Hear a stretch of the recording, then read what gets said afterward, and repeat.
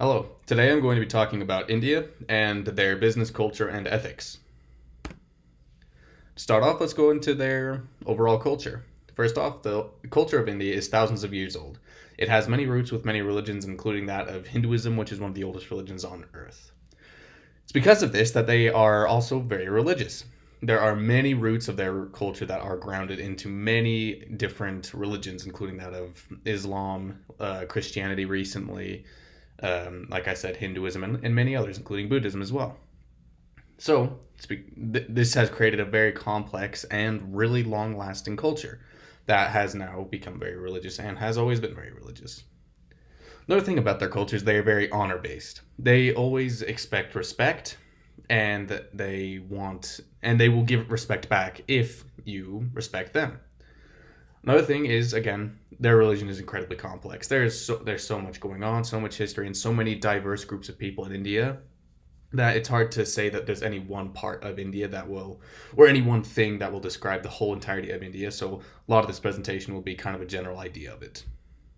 Another thing is they are very interconnected. They have so many social groups and classes in their society that they have, be it religion or economic class or things like that they kind of expect things from each other. This has made them a very interconnected society, both in religion, in business, in social aspects, economy, all these different aspects. They're very interconnected and rely on each other very, very much. All right, so if you are going to be working with someone from India, what are some of the expectations? Well, probably the biggest expectation you should have if you're going to be working with someone from India is that you will be judged. This will be how you dress, how you speak, your social class or social classes, your religion and gender. So to go into each of these, they'll judge you how you dress because they expect honor and respect. So if you dress poorly in certain environments and certain things, that you will be judged by that, and that can potentially lower how you are in their eyes. How you speak, if you're always studying your words or you don't know what to say or how to say it, and they'll judge you on things like that. Also, your social class, since they're such an interconnected and social culture, they have a lot of ideas about what every other class in their society is going to do. And if you're in a higher class, for example, than them, then they will maybe try to help you out more, do more for you in order to try to get themselves into a higher social class.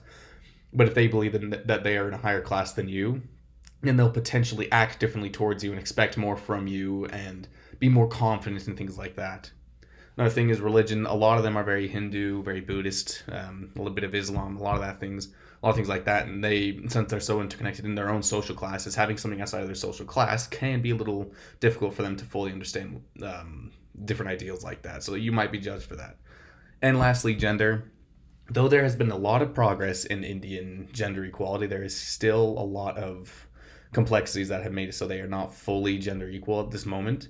So if you are a woman, mainly, you will be judged for being a woman, and there are certain things that you can and cannot do for certain people in India. This has been shifting away along with a lot of the world, and it's been getting phased out, but it is still a problem in India, much like a lot of the world. Other expectations you must do if you're going to be working with someone from India is you probably have to look into their background.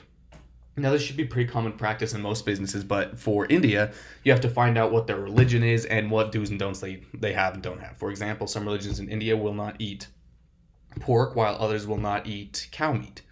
So it's because of this that if you're going to go on, say, a lunch meeting or something like that that's going to have food, you have to make sure that that it's going to be safe for their religion to consume, and that it will not offend them, because this will ultimately harm your whole business with them. And another thing you'll have to do is look into their social classes, since there's so many social classes in India. Making sure that you know what class they're on and what to expect from that class will be very good and help for you down the line.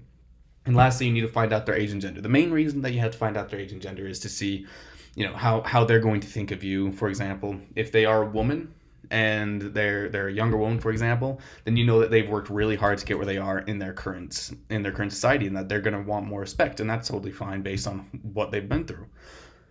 And if they're, say, an older man, then maybe they'll have some outdated ideals that we don't really particularly share, and that you'll still have to respect that in order to continue business with them.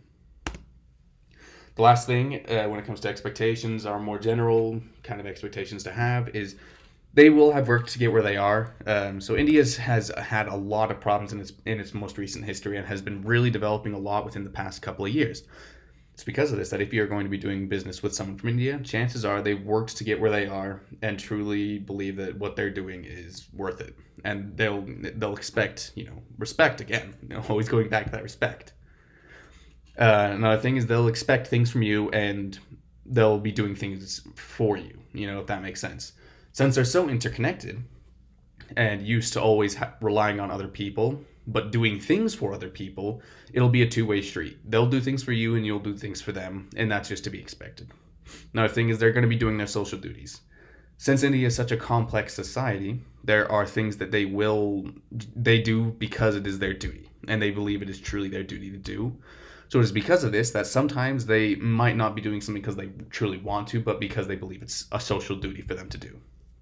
And again, like I've been saying this whole time, they will expect respect. They'll respect you right back if you respect them, but they will be expecting it a lot more than some other cultures out there. Thank you for watching this, and if you have any other things that you would like to tell me about Indian culture, I'll be happy to